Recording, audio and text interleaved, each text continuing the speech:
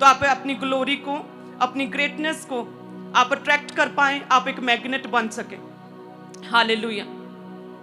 कहते कि एस्थर ने कैसे रोजों में, कहते वो रोजों में गई, रोजों में राजा के पास गई। जब राजा ने एक नियम निकाला, विरोधी किसी ने कहा कि एक ऐसी जाति है, अजीब सी जाति पाई जाती है, ना तो ये कुछ खाते हैं किसी का, ना किसी से कुछ लेते हैं, ना तो किसी को दंडवत करते हैं, ना तो किसी के आगे झुकते हैं, ना तो ये हमारे त्योहारों में आते जाते हैं।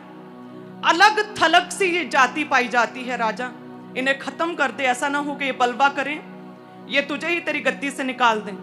और कहते ऐसा नियम कानून बनाया गया इजराइलियों के खिलाफ। तो कहते एस्थर जो थी, जब इस सारी सिचुएशन को टर्न अराउंड करने का फर्स्ट स्टेप था राजा के पास जाना, तो कहते कि वो रोजों में गई, वो ड्राई फास्टिंग में गई, वो रोजों में गई राजा के पास, क्योंकि राजा के पास बिना कोई परमिशन, बिना अपॉइंटमेंट के कोई नहीं जा सकता था। अगर ऐसा कोई करता तो उसे कहते मृत्यु दंड भी मिल सकता था, डेथ पेनल्टी। लेकिन कहते उसने फास्टिंग में स्टेप लिया, ड्राई फास्टिंग में उसने स्टेप लिया। वो राजा के पास के, परमेश्वर का फेवर, राजा का फेवर मिला, और वहां से एक स्टोरी शुरू हुई यहूदियों को, इजराइलियों को एस्थर के द्वारा बचाने की। हालेलुया।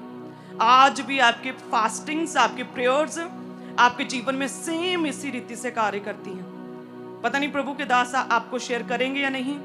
एक दिन एक बार क्या हुआ कि कोई प्रॉब्लम थी, कोई ऐसी चीज थी जिसका हल चाहिए था, इमीडिएट चाहिए था हमें परमेश्वर से। तो प्रभु के दास प्रार्थना में थे और उन्होंने प्रार्थना में ही डिसाइड किया, कहते कि परमेश्वर, वो प्रभु से बात करें। मुझे बाद में उन्होंने शेयर किया कि प्रभु अभी से मैं ड्राई फास्टिंग करता हूं, मैं अभी से ड्राई फास्टिंग स्टार्ट कर रहा हूं। परमेश्वर इन परिस्थितियों को पूरी तरह से बदल दे।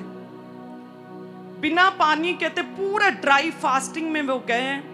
नेक्स्ट डे का 5 बजते बजते पूरी परिस्थितियां टर्न अराउंड और हमारे फेवर में हो गई।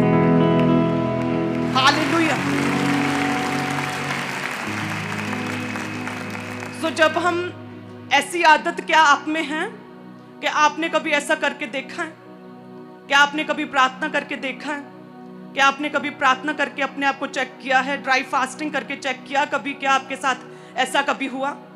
ऐसी आदतें, प्रेयर होनी चाहिए। सुबह उठ के प्रेयर मोस्ट इंपॉर्टेंट है। रात को सोने से पहले आपकी पर्सनल प्रेयर होनी ही चाहिए। आप परमेश्वर से बातचीत कर रहे हैं। जब हम अपने माता पिता के घर में पैदा होते हैं तो उनकी तरह ही दिखते हैं, वैसे ही सेम नैन नक्श, वैसे ही फीचर्स, वैसे ही दिखते हैं। पता चलता जी उन्हें दिखाता है